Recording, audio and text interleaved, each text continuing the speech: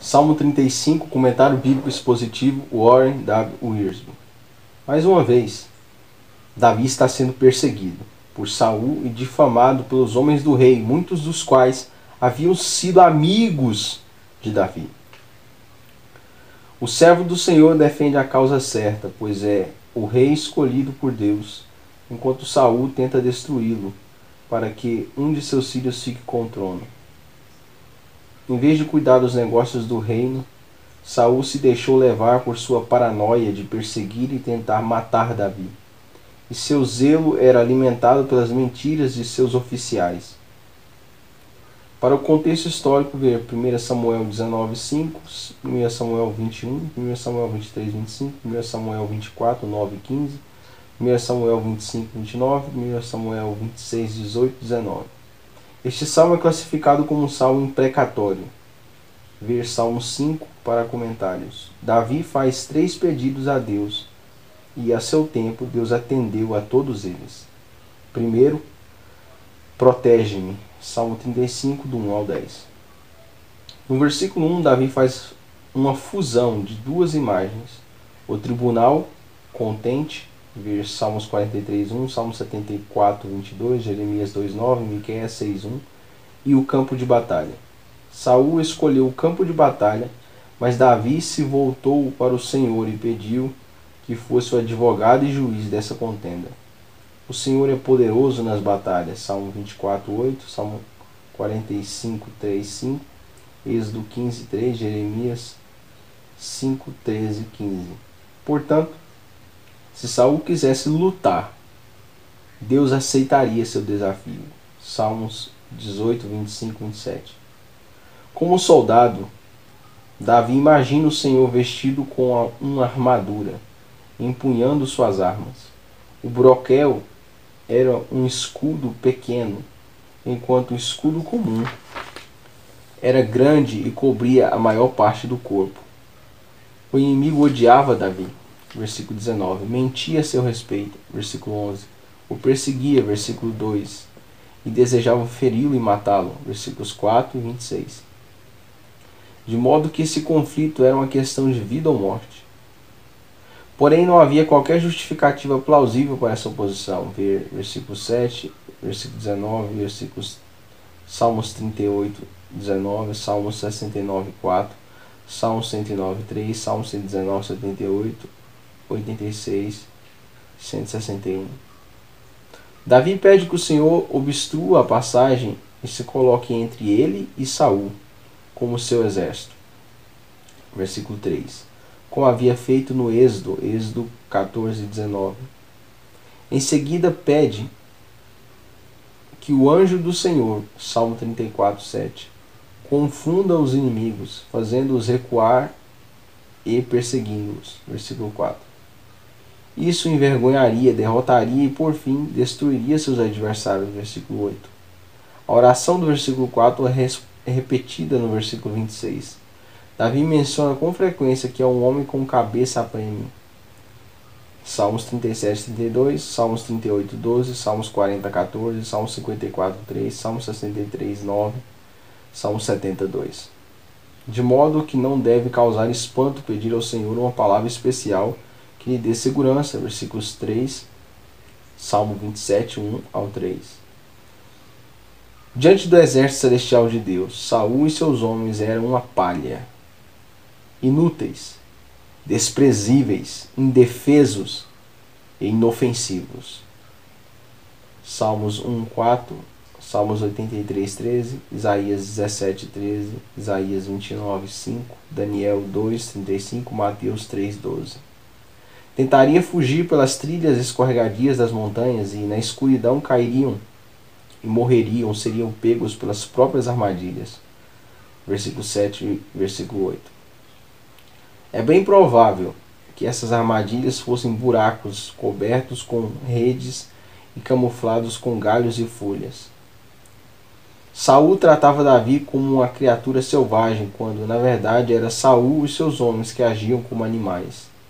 Versículos 15, 17 e 25. Neste salmo, depois de cada um dos 3 pedidos, Davi acrescenta um cântico de louvor a Deus, versículo 9, 10, 17, 18, 27 e 28, mostrando que seu grande desejo é engrandecer o Senhor. Davi alegra-se com a salvação de Deus, pela qual somente Deus pode receber glórias.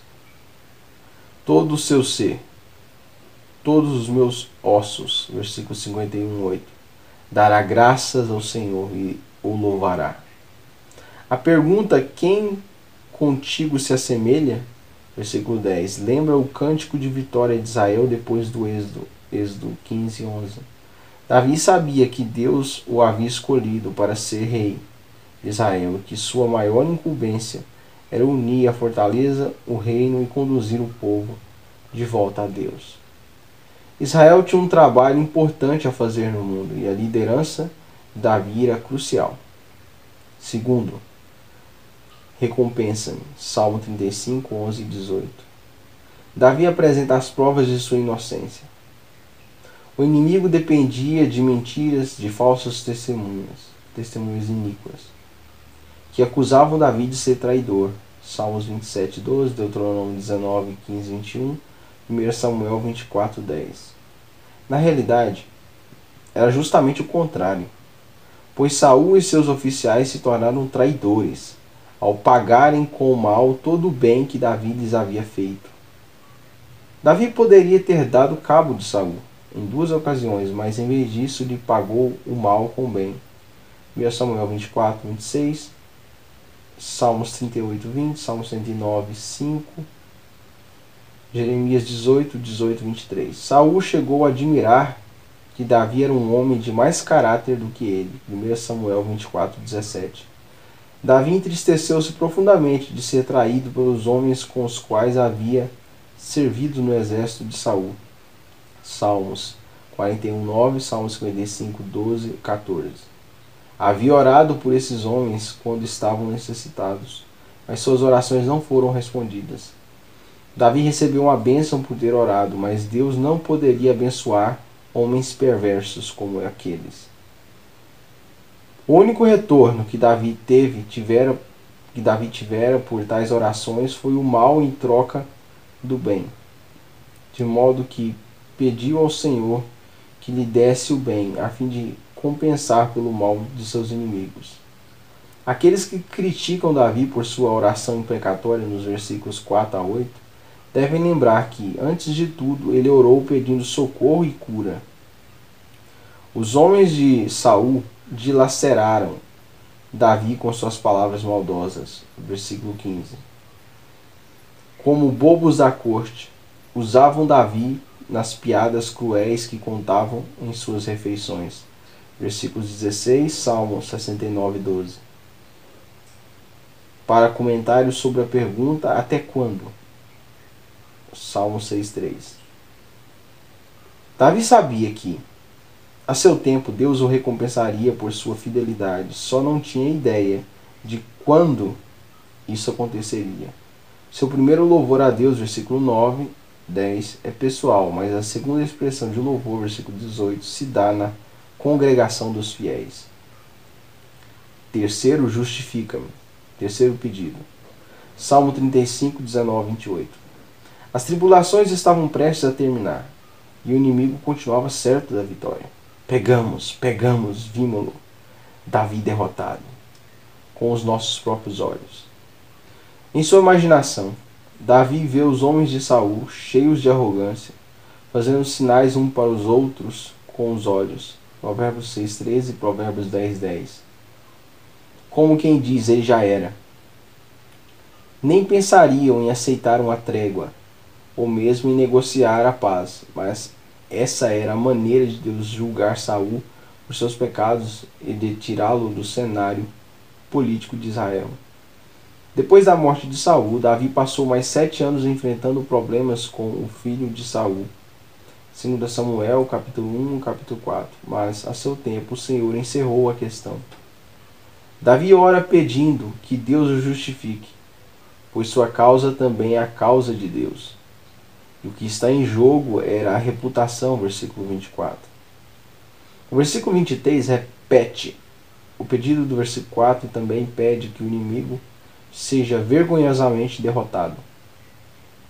O desejo de Davi era que o Senhor fosse engrandecido a seu modo e a seu tempo.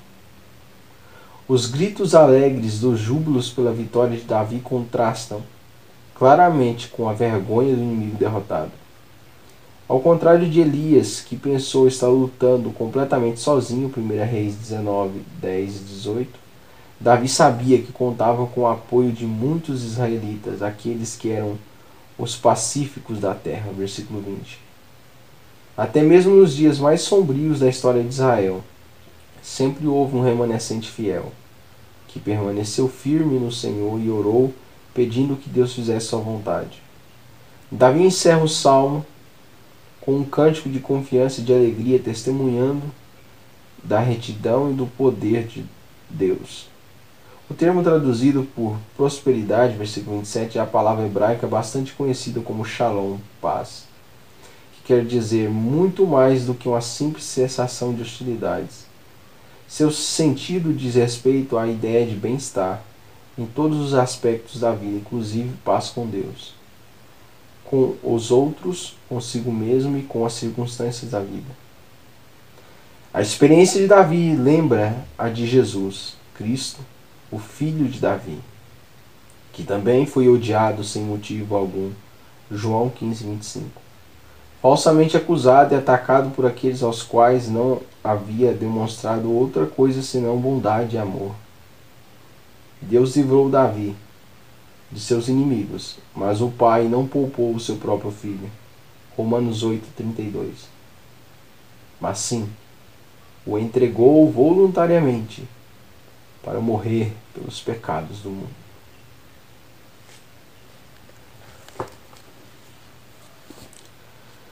O entregou voluntariamente para morrer pelos pecados do mundo.